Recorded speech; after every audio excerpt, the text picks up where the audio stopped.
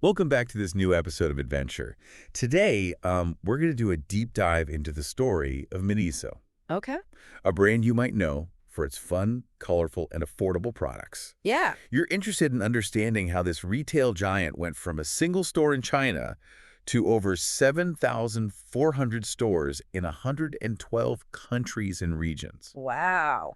We'll be exploring Miniso's incredible global growth, including a recent acquisition that could completely change the game for them. That's right. It's really a fascinating story. What's fascinating is that Miniso has achieved this remarkable expansion in just over a decade. Yeah. That's practically unheard of in the fiercely competitive world of global retail. Right. It also seems like they appeared out of nowhere and suddenly took over the world. Mm-hmm. But let's rewind to the beginning. Yeah. Miniso's first store opened in Guangzhou, China, back in 2013. Mm-hmm. What were they selling back then? Initially, they focused on homeware. Okay. But what's really interesting is that they quickly expanded their product range to include beauty products, toys, electronics, Wow. and a whole lot. Okay. This early diversification actually foreshadows their later strategy of targeting interest consumption. Mm-hmm. They're not just about selling necessities. Right. They're about grabbing your attention with products that spark your interest, and all at wallet-friendly prices. So it's that combination of trendiness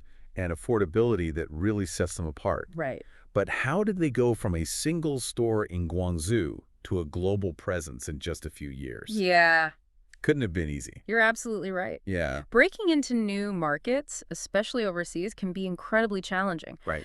But Miniso had a clever strategy from the start. Okay. They used a three-pronged approach to store models, Okay. which allowed them to adapt to different regions and minimize their risk. Okay, I'm intrigued. Okay. Tell me more about these three models. Their primary model, especially in mainland China, is the partnership model. Okay. In this model, partners invest upfront and manage the day-to-day operations of the stores. While Miniso provides guidance, training, and ensures brand consistency, Right. it's a win-win situation. Got it. Miniso expands rapidly without taking on too much financial risk. Yeah. And partners get to be part of a successful brand with a proven track record. Yeah. In fact, these partners typically recoup their investments in just 12 to 16 months. Wow, that's impressive.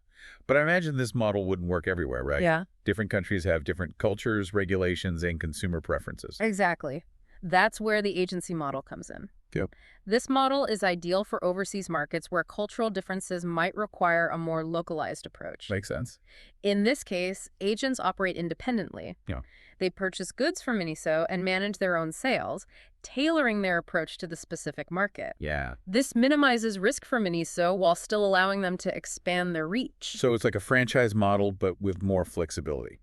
You could say that. Okay. A great example is their partnership with Carlos Slim, a prominent Mexican businessman with a vast retail network. By collaborating with him, Miniso was able to quickly penetrate the Mexican market Okay. by leveraging his existing infrastructure and local expertise. That's a brilliant strategy. Right. So what about the third model? The third model is the direct management model. Okay. Miniso uses this strategically in high-potential overseas markets where they want to maintain tighter control. Okay. In this model, Miniso owns and operates the stores directly, Got it. allowing them to closely monitor consumer preferences and adapt quickly to local trends. Okay. Think of it as a testing ground for new ideas and strategies. So they're kind of hedging their bets, trying different approaches to see what works best in each region. Yeah. It's like a global retail experiment. And it's been incredibly successful so far. Oh, wow. By the third quarter of 2024, they're operating in 112 countries and regions Wow. with a total of 7,420 stores. That's a lot. It's a really incredible feat. Okay, so they've got this smart expansion strategy. But what about the products themselves? Yeah. What gives Miniso a competitive edge in a market that's already saturated with retailers? Their success boils down to a few key factors. Okay. First, their strong local supply chain in China allows them to keep production costs low, Right. which translates to those attractive prices for consumers. Makes sense. But they don't just compete on price. Right. They also collaborate with designers and strategically use IP licensing to create those fun, trendy products that catch your eye. Ah, Yes, the cute plushies, the quirky stationery, the colorful home decor. I've definitely been tempted by their displays more than once. And they're constantly introducing new products. Oh, wow. Hundreds of new SKUs every month. Seriously. This creates a sense of excitement and encourages customers to come back and see what's new. It's like the treasure hunt mentality of shopping. Yeah. You never know what hidden gems you'll find. But with so many stores and different operating models, how do they ensure consistent quality and brand messaging? That seems like a massive challenge. You're right. That's one of their biggest challenges. Yeah. They've implemented strict quality control measures and standardized operating procedures to maintain consistency across their vast network. Okay. It's a balancing act for sure, but so far they've managed to maintain a remarkably consistent brand experience. That's impressive. Now let's talk about their move into the collectible toy market with Tailor. Okay. Was that a risky move, or was it a calculated decision to tap into a growing trend? It was a brilliant move, in my opinion. Really? Tailor, launched in 2021, Okay. capitalizes on the booming trend of collectible toys, offering a wide range of products like blind boxes, figurines, and building sets, Yeah. which are hugely popular, especially among younger generations. It seems like every kid these days is obsessed with blind boxes. Yeah. What makes this move particularly smart is that they didn't have to start from scratch. Right. They leveraged Miniso's existing infrastructure, Yeah. their supply chain, store locations, brand recognition, Right. to give Tailor a major boost. Exactly. It's a prime example of synergy in action, Oh, and the right. numbers speak for themselves. Right. By the third quarter of 2024, Tailor already had 234 stores globally, Wow. and it's generating a significant portion of Miniso's revenue. So they're not afraid to diversify and experiment with new concepts? No, they're not. But their latest move is perhaps their most daring yet. Right. In September 2024, they acquired a 29.4% stake in YH Supermarkets, a public-listed grocery chain. Wow. This is a huge step, taking them from cute plushies and trendy homeware into the world of groceries. That's right. What's the strategy behind this, and what are the potential risks? This acquisition signals Miniso's ambition to expand beyond its core product categories and become a dominant force in offline retail. Okay. Imagine a world where you can walk into a Miniso store to grab a stylish water bottle, pick up some adorable stationery, Right. and then do your weekly grocery shopping all in one go. That's the kind of unique retail ecosystem they're aiming to create. It's a bold vision, for sure. But the grocery industry is notoriously competitive Yeah. and operates on much thinner margins than the lifestyle and novelty sectors that Miniso is known for. Are they biting off more than they can chew? It's certainly a gamble, Yeah. but one that could pay off handsomely if they play their cards, right? Okay. Remember, Miniso has a history of making bold moves and exceeding expectations. Yeah, that's true. They've already demonstrated their ability to adapt and innovate in other markets. And they're not going into this blindly. No. YH Supermarkets has an established network of stores and a deep understanding of the grocery industry. That's right. Miniso can leverage their expertise in distribution channels to reach a wider customer base and create that one-stop shopping experience they're envisioning. Precisely. And let's not forget about Miniso's incredible supply chain and cost management capabilities. Right. They have a proven track record of sourcing high-quality products at competitive prices. Yeah. Which could give them a significant advantage in the grocery market, where price sensitivity is paramount. So they might be able to offer those everyday essentials at lower prices than their competitors, Yeah. attracting budget-conscious shoppers while still maintaining their reputation for trendy and appealing products. Right. It's like a best-of-both-worlds scenario. Exactly.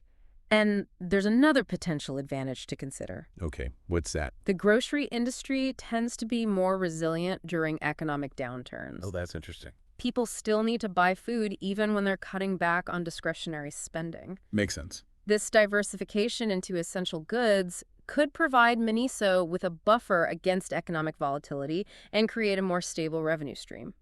That's a really insightful point. Thanks. It adds another layer of strategic thinking to this acquisition. Yeah. It's not just about expanding their market reach, it's also about building resilience and creating a more balanced portfolio. Now, despite these potential advantages, there are some significant challenges that Miniso will need to navigate. Okay, like what? For starters, integrating a grocery business into their existing model won't be easy. Yeah, I imagine that could be tricky. YH Supermarkets itself was facing challenges before the acquisition, with declining market share and pressure from both online and offline competitors. Miniso will need to inject a serious dose of innovation and efficiency to turn things around. And let's not forget the fierce competition in the grocery space. Right. They'll be going head-to-head with established giants with decades of experience, deep pockets, and sophisticated logistics networks. Yeah. Can Miniso really compete on that level? It's a valid concern, but remember, Miniso has a few secret weapons up its sleeve. Like what? They have a knack for understanding consumer trends and creating products that capture the zeitgeist. Okay. If they can translate that magic to the grocery aisle, offering a curated selection of fresh, trendy, and affordable food items, Yeah. they might just be able to carve out their own niche. So instead of competing solely on price, they might focus on creating a unique shopping experience. Yeah. Perhaps by incorporating their signature style and playful aesthetic into the grocery aisles, or by offering exclusive products and collaborations that you can't find anywhere else. Exactly. It's about differentiation and appealing to a specific target audience. Oh. They might even leverage their expertise in interest consumption to create a more engaging and entertaining grocery shopping experience, blurring the lines between necessity and leisure. So it's not just about selling groceries, it's about selling a lifestyle, an aspiration, a sense of discovery and delight. Right. It's the Miniso magic applied to the world of food. And that's what makes this acquisition so fascinating to watch. Yeah. It's a high-stakes gamble that could either catapult Miniso to new heights or expose their vulnerabilities. Interesting. Only time will tell which scenario plays out. Well, one thing's for sure. What's that? Miniso is never boring. They're constantly pushing boundaries, experimenting with new ideas, and disrupting the retail landscape. Let's take a closer look at some of the strengths and weaknesses they'll be bringing to this new venture, starting with their strengths. Okay. One of their biggest strengths is their proven ability to adapt to diverse markets, thanks to that flexible three-pronged store model we discussed earlier. Right. They can tailor their approach to different regions, cultures, and consumer preferences. And they've got that incredible supply chain network in China, which gives them a cost advantage and allows them to source products quickly and efficiently. Okay. They've also built strong relationships with suppliers, which is crucial in a business where reliable sourcing is paramount. Absolutely. And let's not forget their strong brand recognition. Right. They've created a distinctive brand identity that resonates with consumers worldwide, particularly among younger generations who are drawn to their trendy, affordable, and fun-loving aesthetic. They've also mastered the art of marketing and branding, using clever campaigns, social media engagement, and strategic IP collaborations to create buzz and attract attention. They're not afraid to experiment with different marketing channels and tactics, which keeps their brand fresh and exciting. And they're incredibly data-driven. Yeah. They closely track consumer trends, analyze sales data, and use those insights to inform their product development, marketing strategies, and expansion plans. It's like they have their finger on the pulse of global consumer culture. Precisely. Now let's shift gears and talk about some of their potential weaknesses. Okay. One area of concern is managing brand consistency and quality control across such a vast network. Especially as they venture into new territories and product categories. Yes. There's a risk that their brand could become diluted or inconsistent if they try to be everything to everyone. Exactly. Yeah. Maintaining that delicate balance between expansion and brand integrity will be crucial. Okay. They'll need to ensure that their grocery offerings align with their core brand values and don't alienate their existing customer base. And with their aggressive expansion plans, Right. they also need to be wary of oversaturation. Opening too many stores too quickly, especially in already crowded markets, could backfire. Absolutely. Yeah. Careful market research and strategic planning will be essential to avoid cannibalizing their own sales and ensure that each new store is positioned for success. And let's not forget the cultural challenges of global expansion. They've obviously had to adapt their products and marketing strategies to different regions. Yeah. And sometimes those adaptations haven't always gone smoothly. You're referring to the incident in 2020 where they were accused of cultural appropriation for marketing a product line inspired by Mexican culture. Right. It was a misstep that highlighted the importance of thorough market research, cultural sensitivity, and careful consideration of local nuances. It was a valuable lesson learned, for sure. It was. And it underscores the need for Miniso to approach new markets with humility, respect, and a willingness to learn from their mistakes. Absolutely. Now, another potential weakness is their reliance on Chinese manufacturing and supply chains. Okay. While this has been a source of strength in the past, Giving them a cost advantage and access to efficient production capabilities. right. It also exposes them to potential risks. We're living in an increasingly volatile world, We are. with geopolitical tensions, trade wars, and supply chain disruptions becoming more frequent. Right. If something were to disrupt their access to Chinese manufacturing, it could have a significant impact on their business. Exactly. They'll need to diversify their sourcing and manufacturing options to mitigate those risks and create a more resilient and adaptable supply chain. So it seems like they have a solid foundation for growth. Yeah, But they'll need to be nimble and adaptable to stay ahead of the curve. that's right. They've got to be constantly monitoring the global landscape, anticipating potential disruptions, and adjusting their strategies accordingly. Agility is key in this business. Yeah. And they've shown a willingness to experiment and innovate. Right. But they'll need to stay focused on their core strengths, manage their expansion carefully, and address those potential weaknesses to ensure their long-term success. It's a lot to juggle. It is. Now, they've also been experimenting with new store formats, haven't they? Yeah. I read about their flagship store in Guangzhou, which sounds more like a theme park than a traditional retail store. Yes. Wow. It's a massive multi-level experience with themed zones, interactive displays, a cafe, and even a dedicated space for children's activities. That's cool. It's designed to be a destination, Okay. a place where people can spend hours exploring, discovering, and engaging with the brand. It's like they're creating a mini Miniso world, Uh-huh. and they're incorporating more technology into their stores, Yeah. using things like digital signage, self-checkout kiosks, and even augmented reality experiences to enhance the shopping experience. Exactly. They're embracing the latest trends in retail technology to create a more personalized, convenient, and engaging shopping experience. It's impressive how they're constantly innovating and pushing the boundaries of what a retail store can be. And that's precisely what makes their story so compelling. They're ambitious, they're innovative, and they're not afraid to take risks. Right. It's a story of globalization, strategic diversification, and a relentless pursuit of growth. It's truly a remarkable story. It is. They've managed to capture the imagination of consumers worldwide with their unique blend of affordability, trendiness, and playful energy. Mm-hmm. But the question remains, Yeah. can they sustain this momentum, especially as they navigate an increasingly complex and competitive retail landscape?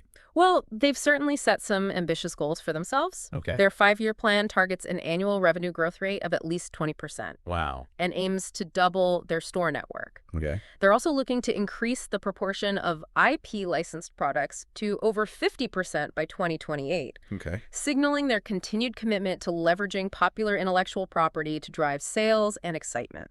So those IP collaborations, those partnerships with Disney, Marvel, We Bare Bears, Yeah. and even the Palace Museum in Beijing are a key part of their strategy going forward. But can they keep finding fresh and exciting collaborations to keep that momentum going? Yeah. It seems like it would take a lot of creativity and a constant search for new partners to keep that pipeline flowing. You're absolutely right. Yeah. Maintaining that level of IP integration is a challenge, but they've shown they're capable of attracting high-profile collaborations and staying ahead of the curve when it comes to identifying what's hot and what's not. Okay. And remember, they're not just relying on external IPs. Right. They're also developing their own in-house characters and designs, Oh, wow. which gives them more control, potentially higher margins, and the ability to create a more unique and distinctive brand identity. So it's a two-pronged approach. Tap into the power of established IPs while also nurturing their own creative assets. Yeah, That seems like a smart strategy. it is. Now, before we wrap up our deep dive into the world of Miniso, Okay. let's circle back to something you mentioned earlier. That idea of them becoming a global interest consumption powerhouse. Can you elaborate on what that means and how it sets them apart from other retailers? Absolutely. Okay. Interest consumption is all about capturing the zeitgeist, Okay. understanding what consumers are interested in, Right. and offering products that tap into those interests in a way that feels fresh, exciting, and relevant. Okay. Think of it as curating trends, Got it. constantly evolving their offerings to reflect the latest fads, passions, and cultural obsessions. Right. They're not just selling you a phone charger. They're selling you a phone charger that's shaped like your favorite cartoon character Huh. or that matches the latest fashion trend. It's about adding that extra layer of appeal, Yeah. that element of, I need to have this.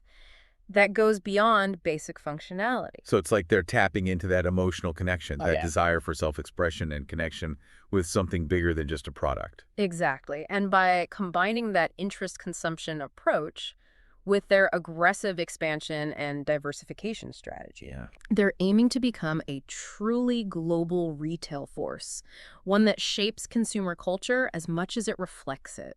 It's a bold vision, for sure. It is. And their journey so far has been nothing short of remarkable. It's been amazing. They've faced challenges, made mistakes, learned from them, and emerged stronger and more ambitious. Yeah. But the future is uncertain. Yeah. And their recent acquisition of YH Supermarkets adds a whole new layer of complexity to their story. It's a pivotal moment for them. It is. Will they be able to successfully integrate groceries into their existing model and create that one-stop shop experience they're envisioning? Will they manage to compete with established grocery giants while maintaining their distinctive brand identity? And can they do all of this while navigating an increasingly volatile global landscape, Yeah. marked by economic uncertainty, geopolitical tensions, and evolving consumer preferences? These are all questions that only time will answer. Right. But one thing is certain. Okay. Miniso is a brand that demands our attention. They're not just playing the retail game, they're rewriting the rules. They're a case study in ambition, innovation, and adaptability. They are. And their story offers valuable lessons for anyone interested in the future of retail, global business, and the ever-evolving dynamics of consumer culture. Uh-huh. So as you go about your day, keep an eye out for Miniso. Yeah. Notice how they present themselves, the products they offer, the customers they attract. Consider their strengths, their weaknesses, their ambitions, Okay. and ask yourself, are they just another trendy retailer? Or are they pioneering a new era of interest consumption that could fundamentally change the way we shop, consume, and interact with brands? It's a question worth pondering, It is. and we encourage you to continue your own deep dive into the fascinating world of Miniso. The answers might surprise you. Thanks for joining us on this journey. It was fun. Until next time, keep exploring.